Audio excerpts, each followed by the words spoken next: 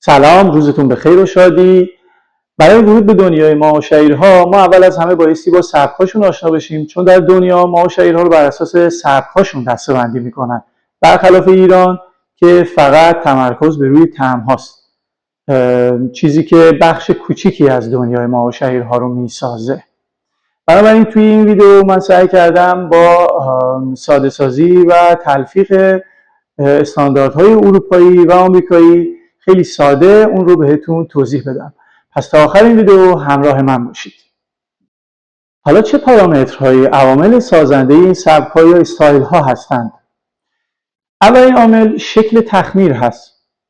دوستان، ما دو نوع شکل تخمیر به طور عمومی در معاشرها داریم: تخمیرهای سرنشین و یا کف نشین، یا همون ایل و یا لاگر.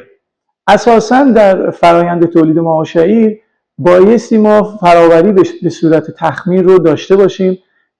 اگر این مرحله طی نشه ما نمیتونیم اسم معاشری رو به روی محصول نهایی بگذاریم و صرفاً یک نوشیدنی مالت خواهد بود.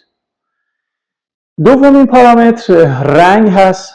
ما طیف‌های متنوعی از رنگ‌ها رو در معاشرها داریم که طبق استانداردهای اروپایی به اختصار EBC و یا آمریکایی SRM 40 طیف رنگی رو شامل میشه، از کم رنگ ترین که زرد کم رنگ هست تا پر رنگ ترین که قهوه‌ای تیره مایل به سیاه هست و هر کدوم از اینا هم اسمایی دارن، از پیلسنر، پیل، امبر تا استات‌ها که پر رنگ ترین ها هستن.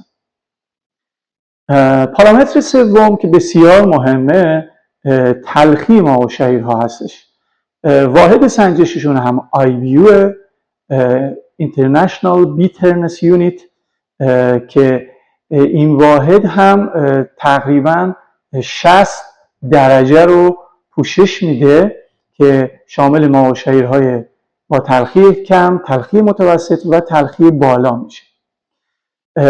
بایستی این رو حتما بگم خدمتتون که گیاه رازک عامل تلخی در معاشرها هست که خواص بسیار جادویی داره که نیاز به پست‌های جداگانه برای توضیح راجع بهش ما داریم.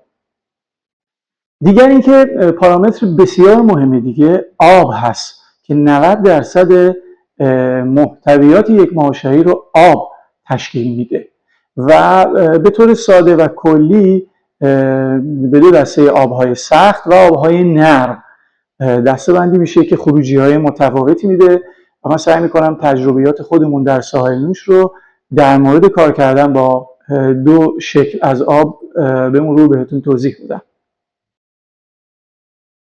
موارد دیگه هم هست علاوه بر 4 مورد قبلی، خیلی مینیماله و خالی از لطف نیست که بگم، مثل پورینگ که شکل پر شدن محصول در لیوان رو شامل میشه. این مجموعه شکل ظاهری پر شدن معاشری در لیوان رو بهش پورینگ میگن.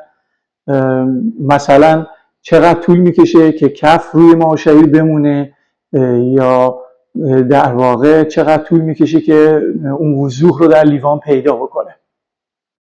عامل دیگه میتونه کلریتی یا شفافیت باشه، چون ما در مورد کرافت بیرها داریم صحبت میکنیم.